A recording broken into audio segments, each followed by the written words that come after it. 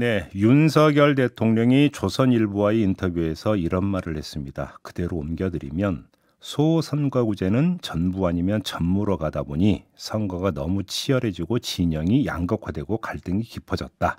그래서 지역 특성에 따라 2명, 3명, 4명을 선출하는 방법도 고려해 볼 수 있다. 이렇게 이야기를 했는데요. 바로 이 한마디가 정치권에 상당히 큰 지금 파장을 불러일으키고 있습니다. 여기저기서 선거구제 개편과 관련해서 별별 이야기를 다 쏟아내고 있는데요. 바로 이 논의를 모아서 안을 도출하기 위해 만들어진 기구가 국회 정치개혁특별위원회인데 이 특위위원장을 맡고 있는 남인순 더불어민주당 의원 연결해서 관련 이야기 나눠보겠습니다. 나와 계시죠? 네, 안녕하세요. 네. 정치개혁특별위원장 남인순입니다. 네, 안녕하세요, 위원장님.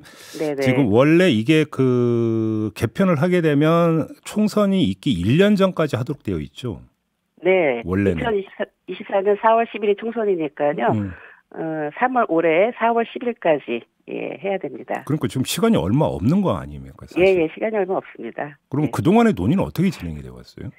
예, 그동안은 작년에 저희가 이제 선거구 획정위원회를 구성하도록 법에 정해져 있어서 선거구 획정위원회가 작년 이제 9월 달에 9월 22일 날 선거구 획정위원회를 지금 구성해 놨고요. 네.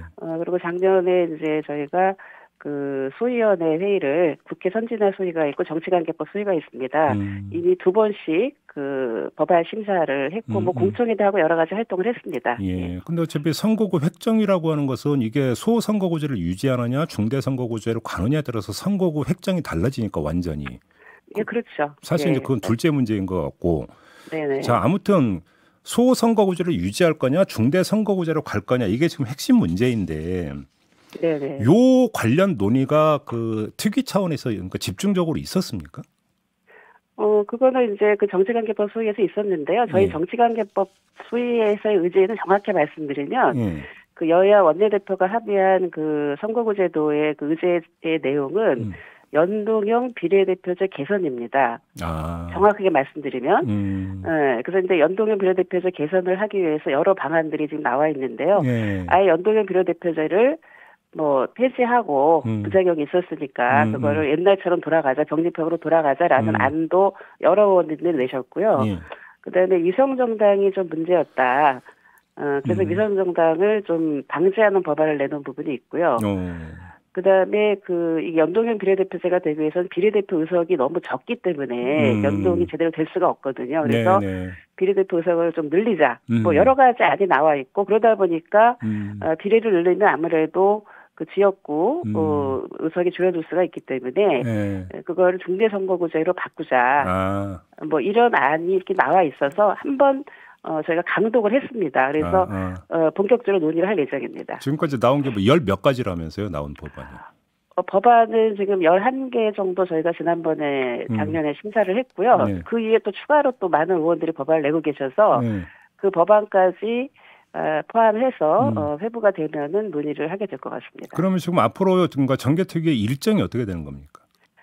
정개특위 일정은 지금 여야 간사님들께서 지금 합의를 하고 있는 중인데요. 우선은 이제 정치관계법 소위 그 부분은 다음 주에 조만간에 아마 열리지 않을까 싶습니다. 지금 소위위원장님도 회의를 열자라고 얘기를 했고 그래서 조만간에 회의가 열릴 가능성이 좀 있고요. 그리고 이제 전체 회의를 좀 해서 전체 회의를 열어서 아직 다 회부가 안 된 법안들 회부를 할 것인데 거기에는 이제 예를 들면 연동형 비례대표제와는 상관이 없지만 선거구제를 예를 들면 중대선거구제를 개편하는 혹시 안이 올라오면 그런 것도 회부가 될 수가 있고요.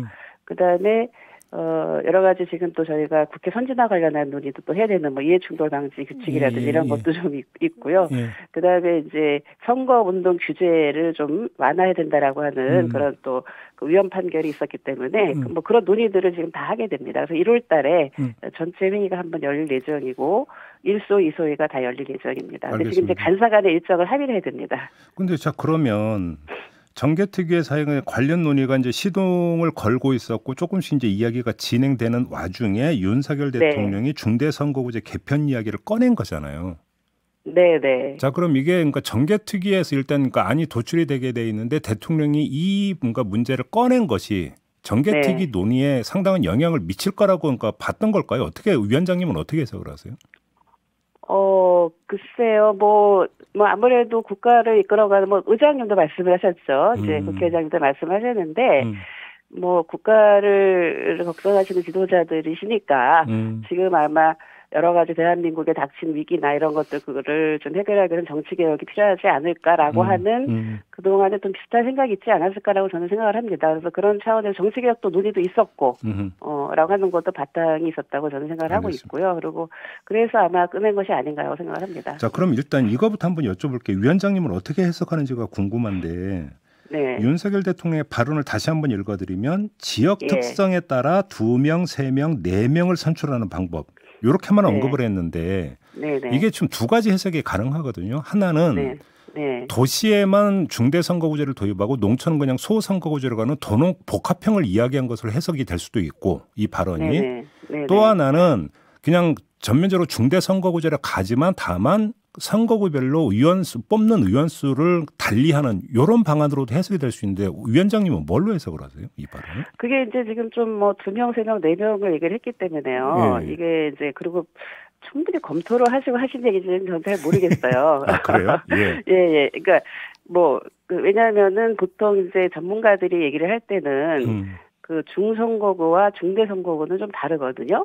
이게 정확하게 사실 중선거구는 이미 좀 문제가 많다라고 하는 부분이 있습니다. 보통 중선거구 하면은 2인에서 4인 정도까지 뽑는 선거구를 중선거구라고 얘기를 하고 예를 들면은 4인에서 거의 9인 정도까지 뽑는 거를 대선거구제라고 하고요. 그리고 중대선거구는 한 2인에서 5인까지 해서 이렇게 좀 섞여 있는 걸 얘기합니다. 그래서 예, 그런 상황인데 현재 2, 3, 4를 얘기했기 때문에 이게 정확하게 뭔지가 모르겠고요. 그 중선거구 같은 경우는 오히려 많은 좀 문제가 있다라고 하는 것이 그동안 일본에서도 하다가 그만뒀고 또 우리나라도 그렇게 했다가 좀 중간에 그만둔 적이 있고 왜냐하면 이게 그런 다양한 어떤 군소 정당이 들어오기에는 아주 애매한 숫자입니다. 지금 그 말씀은 지금 거대 양당의 담합 구조가 더 고착화된다. 이 점을 지금 말씀하시는 거죠? 그럴 수가 있다라는 거죠. 그래서 보통은 전문가들이 얘기할 때는 한 5인 정도를 뽑으면은 이제 소수 정당이라든지 다양한 정당이 들어올 수 있는 가능성이 있는데 이제 그래서 그게 이제 중대선거구라는 얘기를 하는 것이고요. 그다음에 또 그 말씀하신 대로 이제 지금 너무 수도권 쏠림 현상이 너무 크잖아요. 그래서 수도권을 그야말로 생활 형태, 생활 구역으로 해서 선거구를 하자. 그리고 이제 농촌 같은 경우는 워낙 지금 이제 인구가 굉장히 소멸돼 가고 있기 때문에 지금은 우리가 인구 기준으로 선거구를 개편하다 보니까 그러다 보면은 거기가 선거구가 적어질 수가 있거든요. 그래서 거기는 소선거구로 하고 도시 지역을 생활권역으로 해서 선거구를 하자. 이런 또 의견이 있기 때문에 그것이 말하자면 도농 복합 선거구의 개념일 수도 있고요. 그래서 이제 그런 부분들이 있어서 이게 2, 3, 4라고 하는 게 좀 정확한 그 진위가 좀 파악이 좀 해봐야 된다고 생각합니다. 지금부터는 윤석열 대통령의 언명이 아니라 그냥 바로 그 두 가지를 가지고 한번 그러면 여쭤보겠는데요. 만약에 도농 복합형 선거구로 간다면 그러니까 농촌은 소선거구대 그대로 가고 대도시만 중대선거구로 간다고 한번 가정을 하면 그래서 동서 지역 갈등 완화에 그게 도움이 되는 겁니까? 별로 도움 안 되지 않습니까?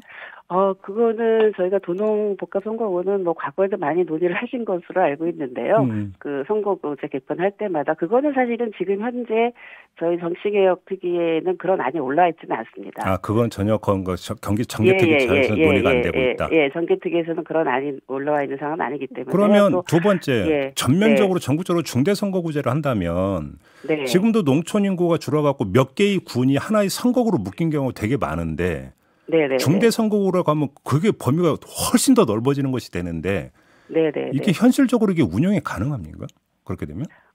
그거는 운영이 불가능한 건 아니죠. 왜냐하면은 이제 예를 들면은 어느 이렇게 큰 시가 있을 수 있고 도가 있을 수 있는데 그거를 그 안에서 권역으로 나누는 방식이거든요. 지금 의원님들이 내신 안을 보면은 그래서 거기에서 한 명의 후보가 당선되는 것이 아니라 다수의 후보가 당선되는 건데 그 다수의 후보라고 하는 것도 결국은 각각 자기들이 활동했던 어떤 지역 베이스라는 것이 있잖아요.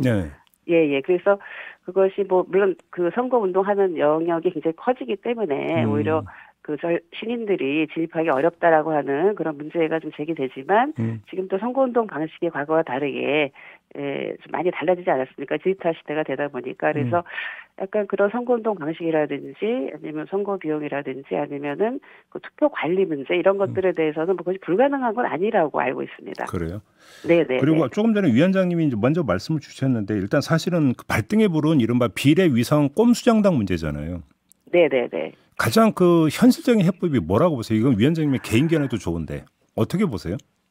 예, 근데 이제 지금 그거를 이제 그 방지하기 위해서 네. 지금 나와 있는 법안이 뭐냐면 지역구 의석수 50% 이상 추천한 정당이 비례 의석수 50%를 추천 의무화하는 방안이에요. 예, 그런 건데 그 뭐냐면은 예를 들면 어떤 당이 그 비례대표를 내려면 반드시 지역구를 50% 이상 추천하면 비례대표도 내라는 거죠. 그러니까 비례대표 안 내면 안 된다는 거로 그러니까 해서. 쉽게 하면 비례대표용 정당 따로 만들고 자기들은 비례대표 안 내는 이거는 절대 안 된다. 예. 뭐 그런 건데요. 사실 이제 이게 뭐 근데 이제 문제가 그런 거죠. 이걸 해서 막을 수 있느냐라고 하는 부분인데 두 개 다 할 수도 있잖아요, 사실. 뭐 다 할 수도 있고요. 예. 뭐 그 전문가들 얘기는 결국은 만약에 그 어떤 이제 그 거대 정당이 뭐 비례를 냈어요. 근데 이미 연동형이라고 하는 거는 자기 득표율만큼 의석을 가져가는 건데 그렇죠.